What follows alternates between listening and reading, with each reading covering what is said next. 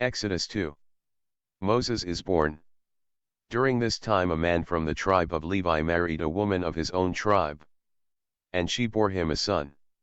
When she saw what a fine baby he was, she hid him for 3 months. But when she could not hide him any longer, she took a basket made of reeds and covered it with tar to make it watertight. She put the baby in it and then placed it in the tall grass at the edge of the river. The baby's sister stood some distance away to see what would happen to him. The king's daughter came down to the river to bathe, while her servants walked along the bank. Suddenly she noticed the basket in the tall grass and sent a slave woman to get it.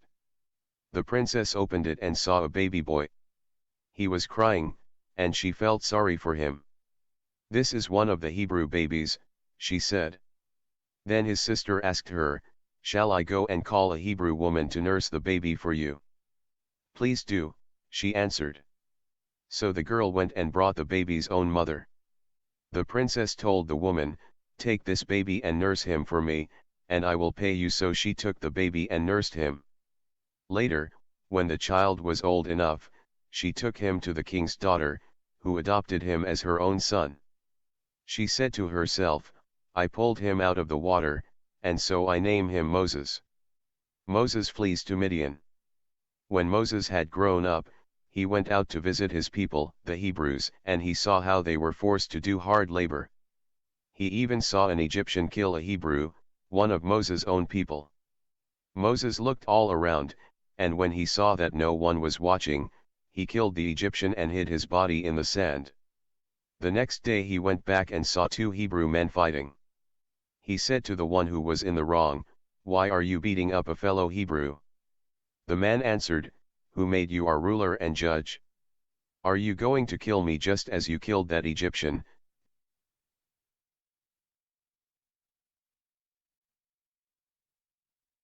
Then Moses was afraid and said to himself, "People have found out what I have done." When the king heard about what had happened, he tried to have Moses killed, but Moses fled and went to live in the land of Midian. One day, when Moses was sitting by a well, 7 daughters of Jethro, the priest of Midian, came to draw water and fill the troughs for their father's sheep and goats.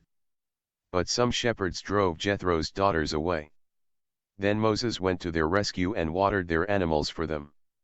When they returned to their father, he asked, "Why have you come back so early today?" "An Egyptian rescued us from the shepherds," they answered, "and he even drew water for us and watered our animals." "Where is he?" he asked his daughters. "Why did you leave the man out there? Go and invite him to eat with us." So Moses decided to live there, and Jethro gave him his daughter Zipporah in marriage, who bore him a son. Moses said to himself, "I am a foreigner in this land, and so I name him Gershom." Years later the king of Egypt died, but the Israelites were still groaning under their slavery and cried out for help. Their cry went up to God, who heard their groaning and remembered his covenant with Abraham, Isaac, and Jacob. He saw the slavery of the Israelites and was concerned for them.